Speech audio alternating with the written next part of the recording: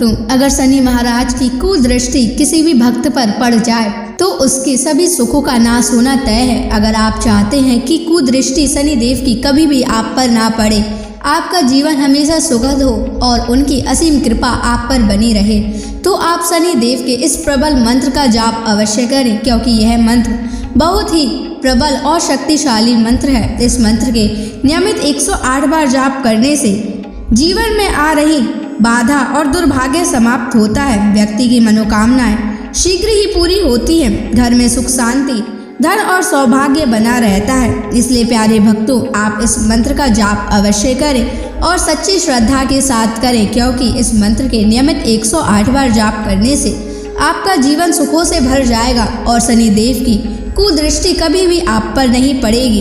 इसलिए प्यारे भक्तों, इस मंत्र का जाप अवश्य करें। और अगर आप इस मंत्र का जाप नहीं कर पा रहे हैं तो आप इस वीडियो को अपने मोबाइल फोन पर या स्पीकर पर चलाकर नियमित सुनें, ताकि आप शनि देव की असीम कृपा को प्राप्त कर सकें। और अगर आप शनि देव का आशीर्वाद प्राप्त करना चाहते हैं तो इस वीडियो को लाइक और चैनल को सब्सक्राइब जरूर कर दीजिए और कमेंट बॉक्स में शनि महाराज की जय अवश्य लिख दीजिए। तो चलिए भक्तों, मंत्र का जाप करना प्रारंभ करते हैं। ओम ह्रीं श्रीं शनैश्चराय ऋण विमोचनाय स्वाहा। ओम ह्रीं श्रीं शनैश्चराय ऋण विमोचनाय स्वाहा। ओम ह्रीं श्रीं शनैश्चराय ऋण विमोचनाय स्वाहा। ओम ह्रीं श्रीं शनैश्चराय ऋण विमोचनाय स्वाहा। ओम ह्रीं श्रीं शनैश्चराय ऋण विमोचनाय स्वाहा। ओम ह्रीं श्रीं शनैश्चराय ऋण विमोचनाय स्वाहा। ओम ह्रीं श्रीं शनैश्चराय ऋण विमोचनाय स्वाहा। ओम ह्रीं श्रीं शनैश्चराय ऋण विमोचनाय स्वाहा। ओम ह्रीं श्रीं शनैश्चराय ऋण विमोचनाय स्वाहा। ओम ह्रीं श्रीं शनैश्चराय ऋण विमोचनाय स्वाहा। ओम ह्रीं श्रीं शनैश्चराय ऋण विमोचनाय स्वाहा।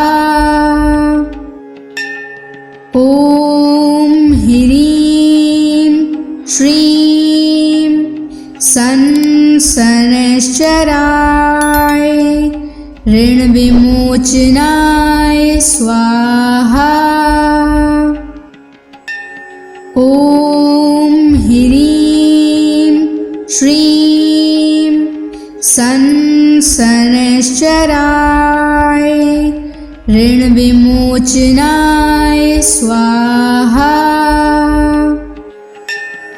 ॐ ह्रीं श्रीं शनैश्चराय ऋणविमोचनाय स्वाहा। ॐ ह्रीं श्रीं शनैश्चराय ऋणविमोचनाय स्वाहा। ॐ ह्रीं श्रीं शनैश्चराय ऋणविमोचनाय स्वाहा। ॐ ह्रीं श्रीं शनैश्चराय ऋणविमोचनाय स्वाहा। ॐ ह्रीं श्रीं शनैश्चराय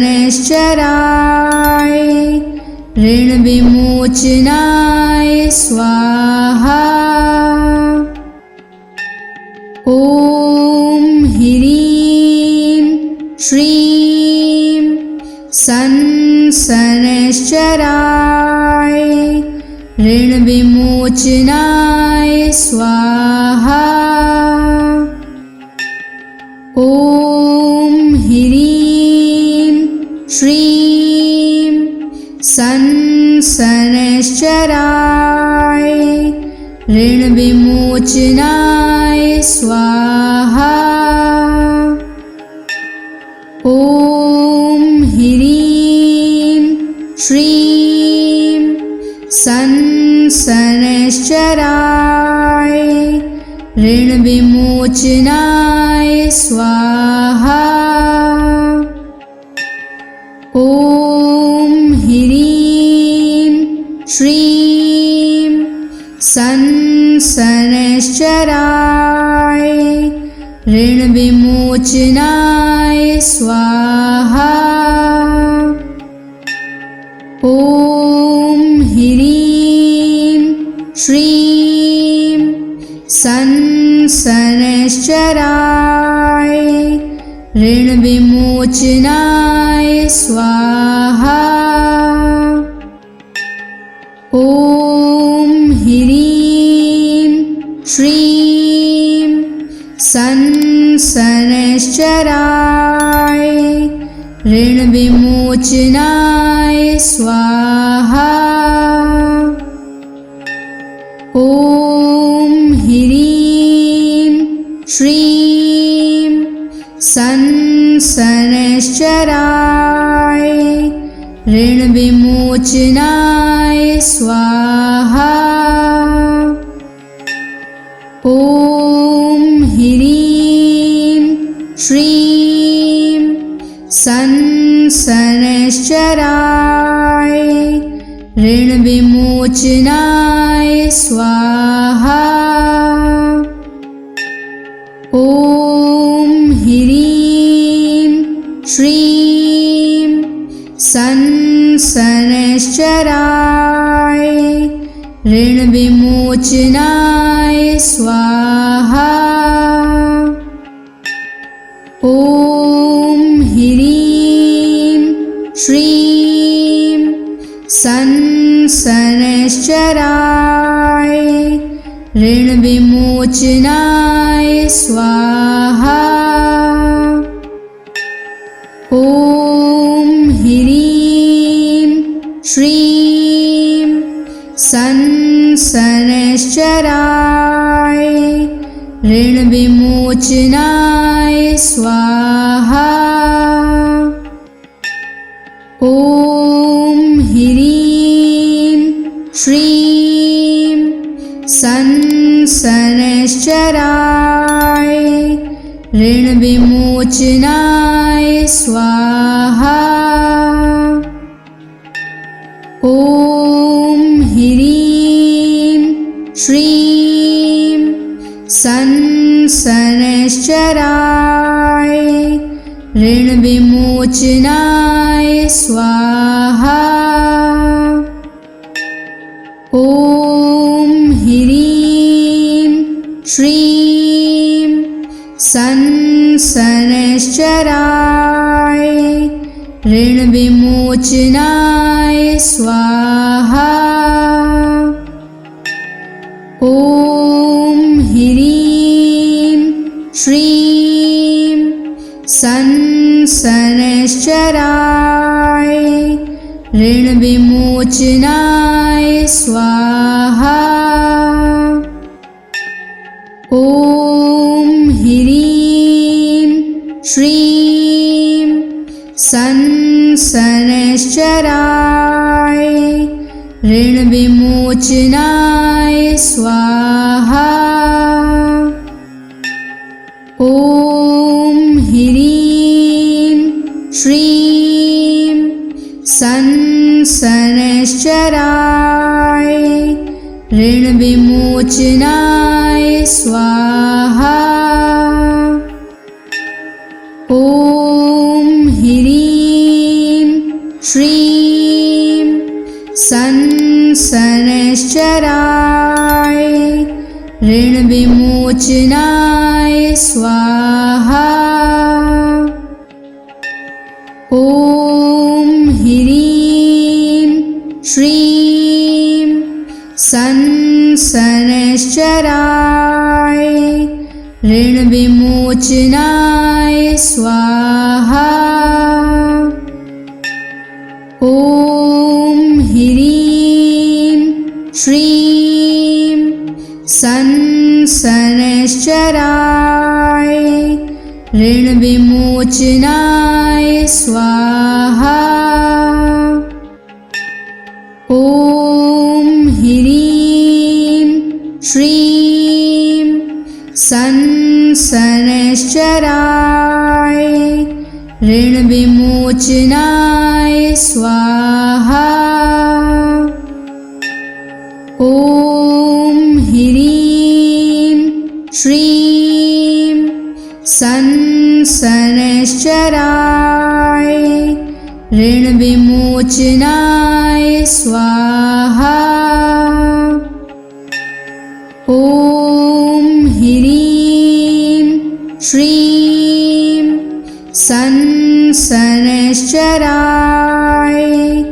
ऋणविमोचनाय स्वाहा। ॐ ह्रीं श्रीं शनैश्चराय ऋणविमोचनाय स्वाहा।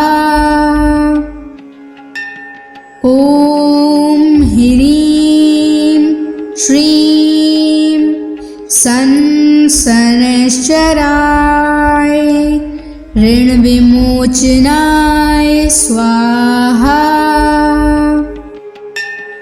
ॐ ह्रीं श्रीं शनैश्चराय ऋणविमोचनाय स्वाहा। ॐ ह्रीं श्रीं शनैश्चराय ऋणविमोचनाय स्वाहा। ॐ ह्रीं श्रीं शनैश्चराय ऋणविमोचनाय स्वाहा। ॐ ह्रीं श्रीं शनैश्चराय ऋणविमोचनाय स्वाहा। ॐ ह्रीं श्रीं शनैश्चराय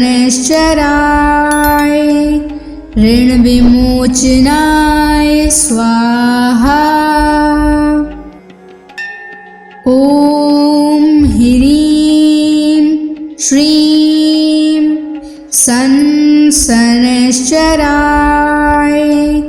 ऋण विमोचनाय स्वाहा।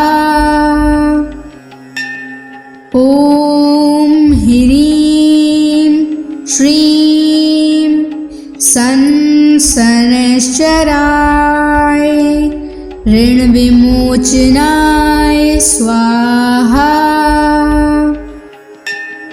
ॐ ह्रीं श्रीं शनैश्चराय ऋण विमोचनाय स्वाहा। ॐ ह्रीं श्रीं शनैश्चराय ऋण विमोचनाय स्वाहा। ॐ ह्रीं श्रीं शनैश्चराय ऋण विमोचनाय स्वाहा। ॐ ह्रीं श्रीं शनैश्चराय ऋण विमोचनाय स्वाहा। ॐ ह्रीं श्रीं शनैश्चराय ऋण विमोचनाय स्वाहा। ॐ ह्रीं श्रीं शनैश्चराय ऋण विमोचनाय स्वाहा। ॐ ह्रीं श्रीं शनैश्चराय ऋण विमोचनाय स्वाहा। ॐ ह्रीं श्रीं शनैश्चराय ऋण विमोचनाय स्वाहा। ॐ ह्रीं श्रीं शनैश्चराय ऋण विमोचनाय स्वाहा। ॐ ह्रीं श्रीं शनैश्चराय ऋण विमोचनाय स्वाहा। ॐ ह्रीं श्रीं शनैश्चराय ऋण विमोचनाय स्वाहा। ॐ ह्रीं श्रीं शनैश्चराय ऋण विमोचनाय स्वाहा। ॐ ह्रीं श्रीं शनैश्चराय ऋण विमोचनाय स्वाहा। ॐ ह्रीं श्रीं शनैश्चराय ऋण विमोचनाय स्वाहा। ॐ ह्रीं श्रीं शनैश्चराय ऋण विमोचनाय स्वाहा।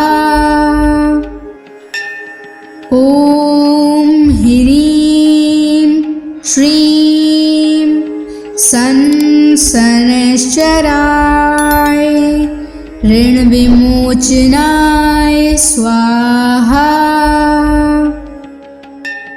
ॐ ह्रीं श्रीं संसनश्चराय ऋणविमोचनाय स्वाहा। ॐ ह्रीं श्रीं संसनश्चराय ऋणविमोचनाय स्वाहा। ॐ ह्रीं श्रीं संसनश्चराय ऋणविमोचनाय स्वाहा। ॐ ह्रीं श्रीं संसनश्चराय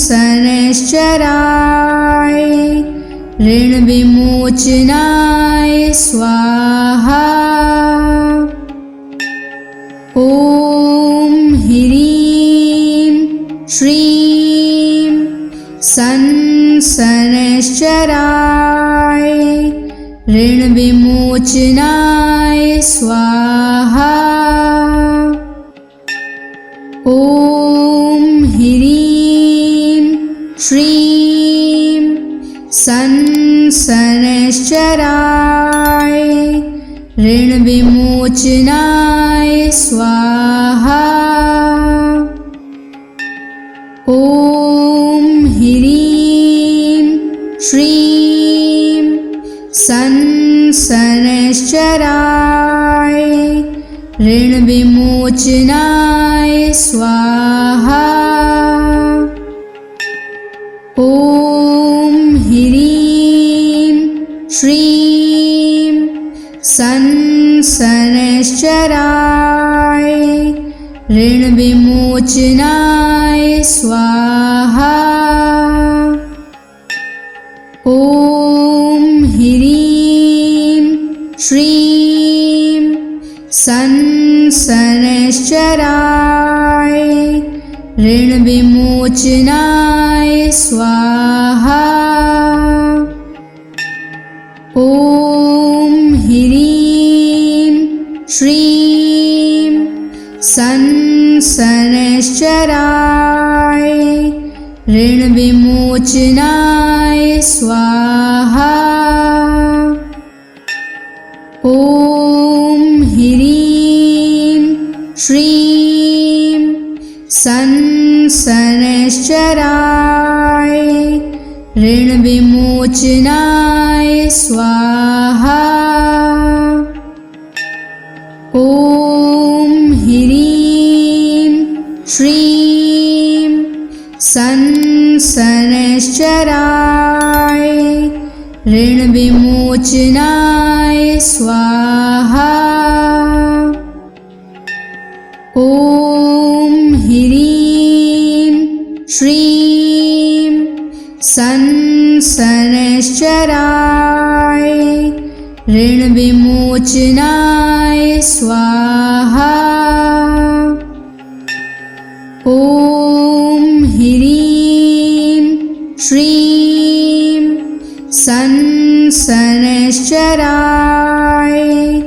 ऋणविमोचनाय स्वाहा। ॐ ह्रीं श्रीं संसनश्चराय ऋणविमोचनाय स्वाहा। ॐ ह्रीं श्रीं संसनश्चराय ऋणविमोचनाय स्वाहा। ॐ ह्रीं श्रीं संसनश्चराय ऋणविमोचनाय स्वाहा। ॐ ह्रीं श्रीं संसनश्चराय ऋणविमोचनाय स्वाहा। ॐ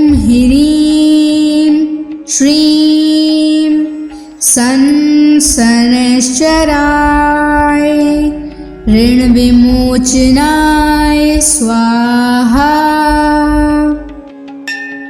ॐ ह्रीं श्रीं शनैश्चराय ऋणविमोचनाय स्वाहा। ॐ ह्रीं श्रीं शनैश्चराय ऋणविमोचनाय स्वाहा।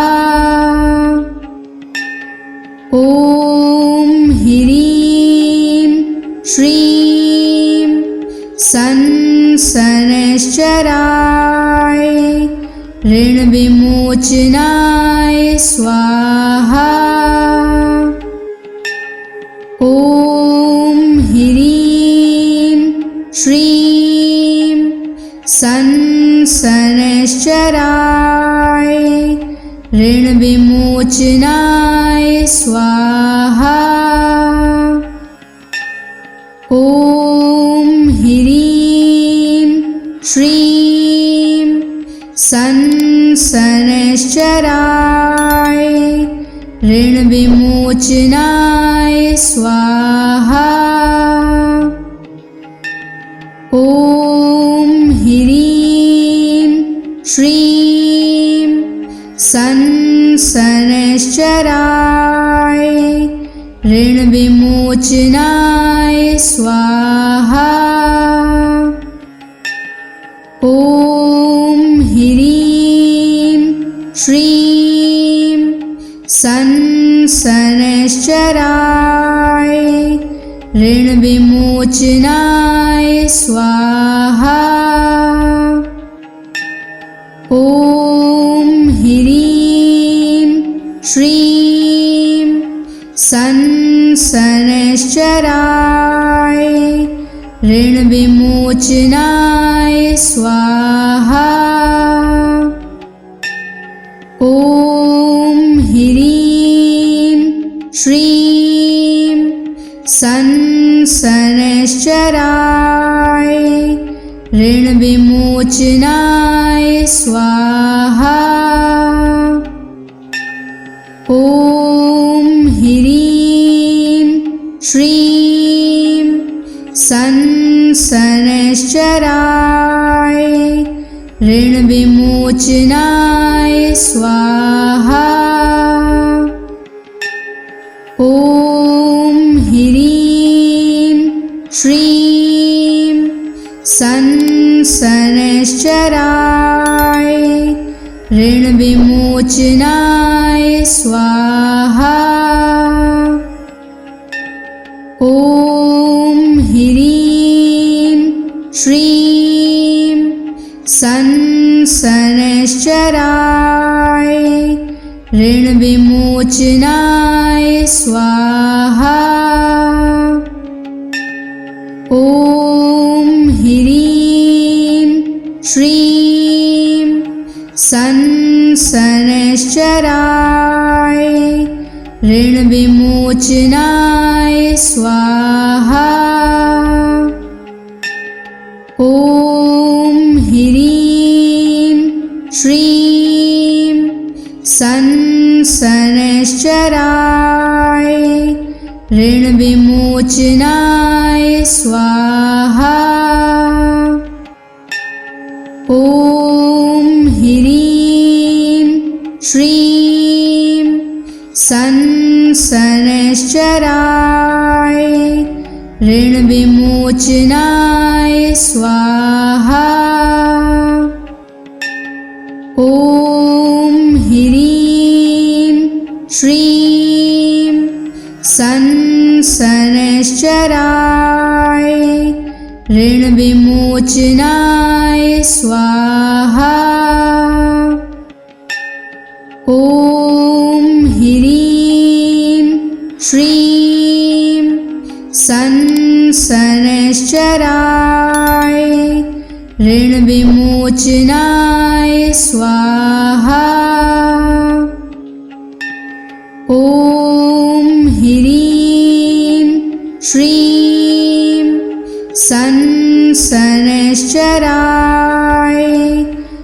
ऋणविमोचनाय स्वाहा। ॐ ह्रीं श्रीं शनैश्चराय ऋणविमोचनाय स्वाहा। ॐ ह्रीं श्रीं शनैश्चराय ऋणविमोचनाय स्वाहा।